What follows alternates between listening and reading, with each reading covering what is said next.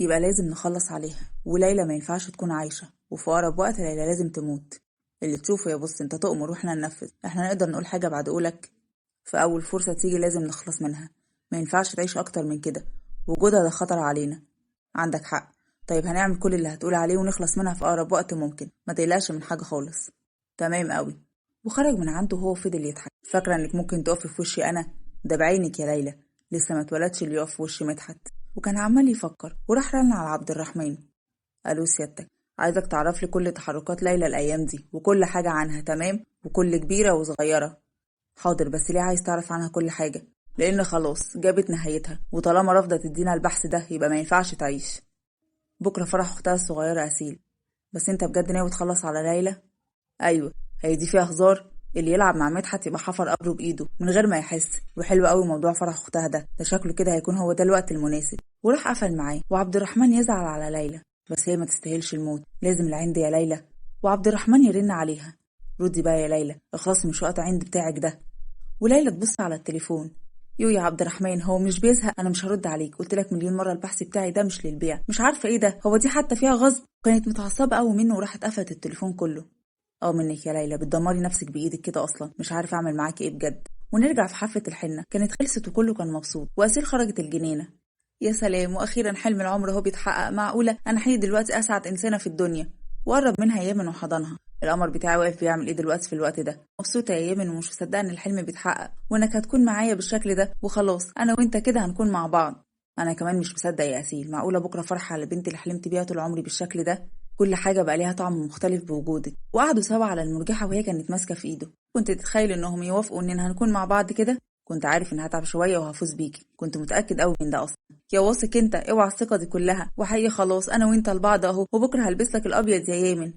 وراح بس دماغها. ربنا يديمك في حياتي، انا من غيرك ولا حاجه، اقسم بالله انا بحبك، عمرك ما تتخيلي ابدا انا بحبك ازاي، وحبي ليكي عامل ايه، ما تبعديش عني ولا لحظه. وكانوا مبسوطين قوي. وبعد كده دخلوا على جوه وطلعوا على فوق. يلا سيب ايدي وخليني ادخل. الصراحه مش قادره ابعد عنك، او حتى سيب ايدك خالص يا اسيل، خليكي جنبي بس يا يمن. وبعدين ما خلاص بكره فرحنا اهو، وهنتجوز انا وانت يا حبيبي. مش قادره استنى لبكره، عايزك جنبي ومعايا على طول، مفيش حاجه تبعد ما بيننا، مفيش حاجه هتبعد ما بيننا خالص يا يمن. يلا احسن حد يشوفك كده معايا، وقتها يعملوا منك طبق ملوخيه معتبر. يو بقى، وبعدين ما انت اصلا مراتي يا بنتي، ايه الرخامه دي؟ ربنا على الظالم والمفتري. وفضلوا يضحكوا. وقرب منه زين. خير يا ابن صقر، واقف عندك بتعمل ايه كده؟ انا مش بعمل حاجه يا خالو خالص، كنت بسلم على اسيل وكده يعني. لا والله. امشي من قدامي يا ابن صقر، احسن خلي الجوازه تبوظ عادي، اديني قلت لك اهو. اسكت، هو انت ما تعرفش انا مشيت اصلا يا خالو؟ حتى شفت انا مشيت ازاي؟ وراح جري من قدامه. وزين قاعد يضحك عليه. مش عارف عاجبك في ايه الواد ده يا اسيل؟ بحبه يا بابا، بقى اعمل ايه؟ القلب وما يريد. حبك بورس يا حبيبتي، ايه في ده؟ انا مش عارف والله، ذوقك طلع وحش، مش عارف ما طلعتيش لابوكي ليه. معلش يا بابا بقى، خلاص قلبي عايزه، مفيش مفر من حبه خالص يا بابا. وراحت دخلت على جوه وكانت عماله تفكر. يا معقوله هتكون جوزي بكره يا حبيبي؟ انا مبسوطه قوي. وزين دخل لليلى وقرب منها. لولي القمر، بابا حبيبي تعالى. عامله ايه يا ليلى، انت كويسه؟ يا بابا انا الحمد لله كويسه. ليلى انت متضايقه ولا حاجه؟ لا اتضايق من ايه؟ مش فاهمه يا بابا، تقصد ايه بالظبط كده؟ من جوازهم يا ليلى، او موجوع ولا حاجه من اللي حصل؟ لا طبعا يا بابا، ايه الكلام ده؟ انا مبسوطه قوي ليهم اصلا، وان اختي لقيت حب عمرها، ومبسوطه ان بكره فرحها على الانسان اللي بتحبه، ده يفرحني يا بابا. متاكده يا بنتي؟ طبعا متاكده يا بابا. وراح بس دماغها. ربنا يسعدك ويرزقك بنصيبك الحلو، وتكوني مبسوطه يا حبيبتي مع حد يحبك بجد ويقدر حبك باذن الله يا بابا. انا راضيه بالمكتوب وكل حاجه، الحمد لله على كل شيء، مفيش حاجه مكتوبه لنا وحشه. ربنا يكملك بعقلك يا بنتي ويسعدك كمان وكمان. وخرج من عندها وهي كانت قاعده سرحانه. انا اصلا ما اعرفش انا كنت حزينه ولا فرحانه، بس كل اللي اعرفه اني راضيه عن الجوازه دي ومبسوطه ليهم. انا لازم اروح المعمل بتاعي، انا خلصت البحث وعايزه اخبي البحث بتاعي ده كويس. وخرجت ليلى ركبت عربيتها. كده البحث بتاعي هيساعد ناس كتير قوي، انا مبسوطه بجد.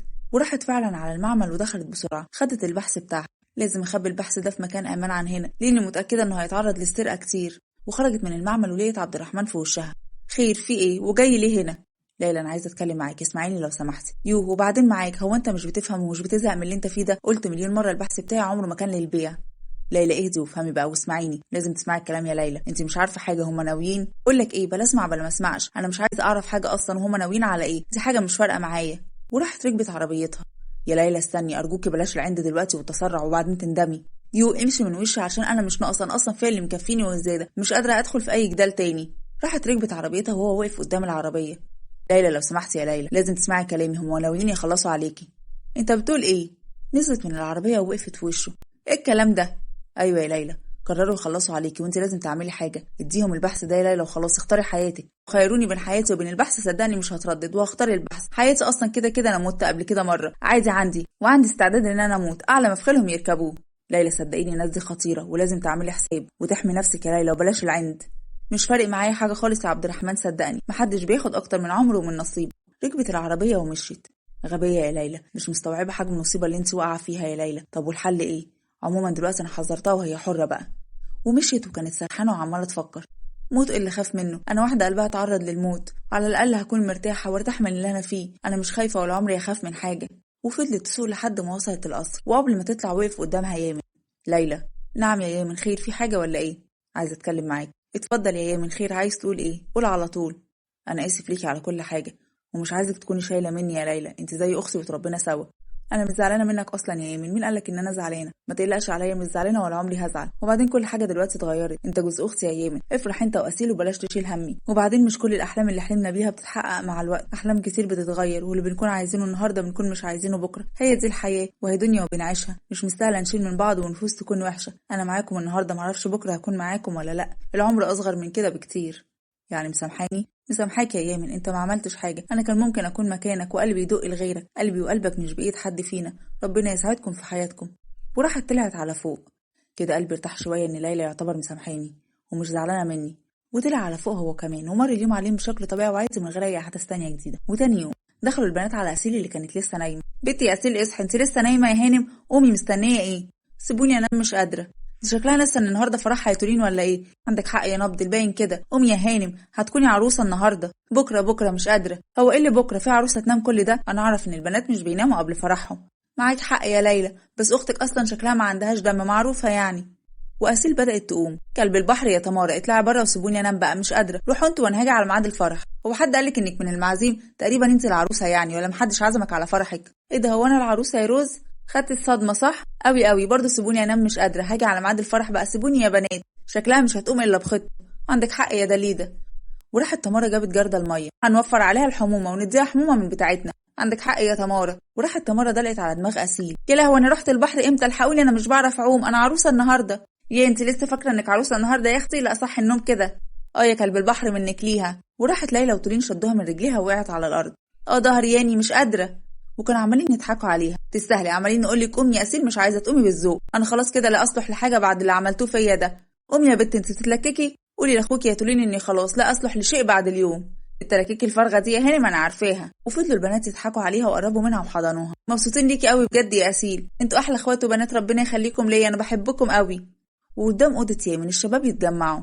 هاي مستعدين يا شباب ندخله؟ مستعدين يا صقر، يلا بينا، لا تقلق. مش عايزين صوت او اي حاجه، ماشي؟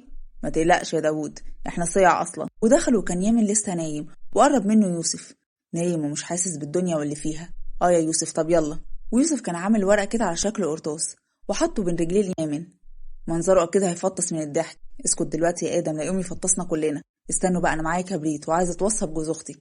قلبك كبير قوي يا مهاب. وراح مهاب بدأ يولع في الورقه دي. تعالوا نستخبى بسرعه يا شباب قبل ما يصحى. يلا بينا يا سيف. وهم استخبوا بسرعه، وبدأ يامن يحس بحراره. الحراره دي؟ مين فتح البوتاجاز؟ اقفلوا البوتاجاز لو سمحتوا. ايه ده، هو في ايه؟ انا دخلت النار ولا ايه من غير ما اعرف؟ وبدأ يفتح عينه. انا دخلت جهنم ولا ايه؟ هو في ايه؟ وقام يتنطط بسرعه. رجلي في ايه؟ ذنوبي طفحت عليا بالشكل ده، معقوله؟ والنهارده فرحي حتى. وقرب منه يزن وكان معاه خرطوم. ايه ده يا يزن، في ايه؟ طفي نار الغيره يا نشأت. ايه الجنان اللي بيحصل ده؟ وراح فتح الخرطوم وبدأ يرش عليه. انا غلطان بهدي نارك، احسن اعملك تولع فينا كلنا دلوقتي. طب بتهزر يا يزن، هو ده وقته اصلا؟ وقربوا منه الكل. ابو نسب، ايه رايك؟ ابن حلال وتستاهل. وانت كمان يا اسد، انت عارف ان احنا بنحبك قد ايه ونمسي عليك بقى. النهارده فرحك يا استاذ. ما هو الحب ولع في رجلي فعلا، مش الحب كان ولع في الذره، لا ده ولع في رجلي اهو. مبروك يا عريس، تشترك معاهم يا صقر. اخس عليك، وانا اللي كنت فاكرك اخويا يا صقر. وطلعت ايه يا يامن؟ طلعت اخويا للاسف. قلنا نروق عليك كده. وقرب منه حذيفه وكان معاه سبراي الوان ورش على يامن. مبروك يا عريس، تخليتني الرجل الاخضر يا حذيفه. هو في ايه؟ طب والله ما انا سايبكم. وبداوا يجروا ورا بعض. ايه ده، في ايه؟ عيالك يا بابا اتفقوا عليا. لا دول عيال القصر كلهم. مين لوينك كده يا يامن؟ جوز بنتك يا ماما عمل مني الرجل الاخضر في البيت. وفضلوا يضحكوا عليه. انا عريس يعني المفروض اتدلع، مش تعملوا فيا كده خالص، انتوا فاهمين العريس غلط. وقعدوا يتكلموا سوا. واسيل كانت بتجهز هي والبنات علشان يروحوا الفندق، ونزلوا على تحت. احنا رايحين على الفندق يا ماما. ماشي يا حبيبتي، خلي بالكم من نفسكم كويس. حاضر يا ماما. تولين خلي بالك من نفسك ماشي. حاضر يا حذيفة. وانت يا نبض ما تخافش عليا يا صقر. خرجوا ركبوا العربية ونروح عند مدحت، دخل عليه رجالته. النهارده فرح اختها وهما رايحين على الفندق اهو يا بص. خلص عليها النهارده.